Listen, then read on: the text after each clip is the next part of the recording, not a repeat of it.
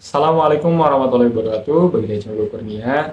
Di kesempatan kali ini, gue bakal bahas tentang gimana sih cara melamar kerja untuk lulusan baru di tahun 2024, terusnya untuk lulusan SMA SMK yang fresh graduate atau non pengalaman.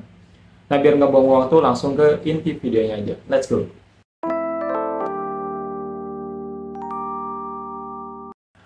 Oke, tips pertama dari gue adalah melamar kerja lewat BKK. Kenapa melamar lewat BKK? Karena ketika teman-teman yang lulusan baru melamar kerja lewat BKK, itu peluang terpanggilnya oleh perusahaan itu lebih besar dibandingkan teman-teman melamar kerja lewat email ataupun lewat aplikasi gitu kan. Nanti data teman-teman gampang di screeningnya, gampang direview oleh perusahaan, jadi teman-teman akan lebih besar peluang terpanggilnya untuk bisa kerja di sebuah perusahaan gitu kan. Cuma mungkin prosesnya akan lebih lama dibandingkan teman-teman tes langsung ke perusahaannya. Nah, cuma kenapa gue nyaranin untuk pertama kali melamar kerja di BKK untuk lulusan baru, karena banyak perusahaan-perusahaan besar yang emang membutuhkan anak-anak lulusan baru gitu kan. Contohnya kayak PT Toyota, Honda, Daihatsu, Musashi, itu emang mengarahnya atau mencarinya anak-anak lulusan baru gitu kan, yang mulai dari usia under 18 atau minimalnya 18 tahun, emang mengarah untuk lulusan-lulusan baru, lulusan SMA SMK untuk jadi operator seperti itu. Jadi saran gue, tips pertama dari gue adalah cobalah melamar lewat BKK. Kalau kalian bingung gimana sih cara melamar kerja lewat BKK, kalian bisa tonton langsung di channel gue tentang cara melamar kerja lewat BKK, atau kalian bisa memfollow Instagram resmi BKK bisa. Nanti di sana akan di-share lowongan-lowongan yang lewat BKK gitu kan. Jadi teman-teman nanti silahkan tinggal kontak BKK-nya aja, gimana cara ngelamarnya bakal dijelaskan di sana. Nah, tips dari gua adalah cantumkan pengalaman organisasi ataupun pengalaman prakerin ataupun magang di CV kalian. Kenapa? Karena gua mereview beberapa CV yang DM ke Instagram gua.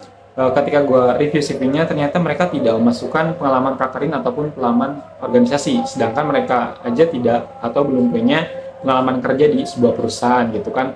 Dan menurut gue, ketika teman-teman emang fresh graduate atau lulusan baru, pengalaman organisasi ini atau pengalaman prakerin ataupun magang bisa menjadi nilai tambah buat teman-teman gitu kan, biar ketika kandidat lain di-compare dengan diri kalian, itu kalian punya nilai lebih nih di CV kalian kayak gitu. Jadi saran gue untuk mencantumkan pengalaman magang ataupun pengalaman organisasi di CV kalian. Itu yang paling sering dilupakan oleh orang-orang di untuk lulusan baru gitu kan.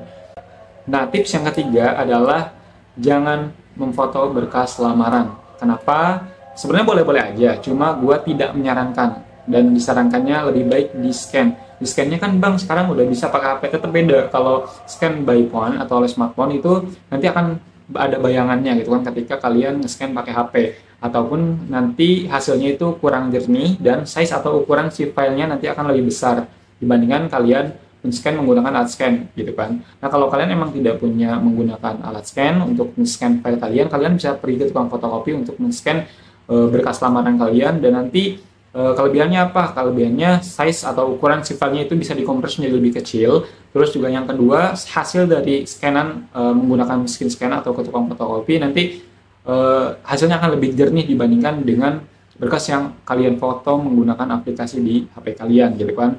Terus juga tidak ada bayangan ketika kalian men-scan menggunakan mesin scan. Sedangkan kalau kalian foto itu biasanya ada bayangan. Dan menurut gua ketika ada bayangan dalam berkas kalian itu akan mengurangi nilai estetik atau pandangan HRD ketika melihat berkas lamaran kalian ketika kalian melamar kayak gitu. Itu sih saran dari gua. Dua saran terakhir menurut gua sering diabaikan oleh pelamar-pelamar baru untuk khususnya untuk graduate SMA SMK, sedangkan dua poin itu adalah poin yang penting banget yang wajib diperhatikan oleh para lulusan baru.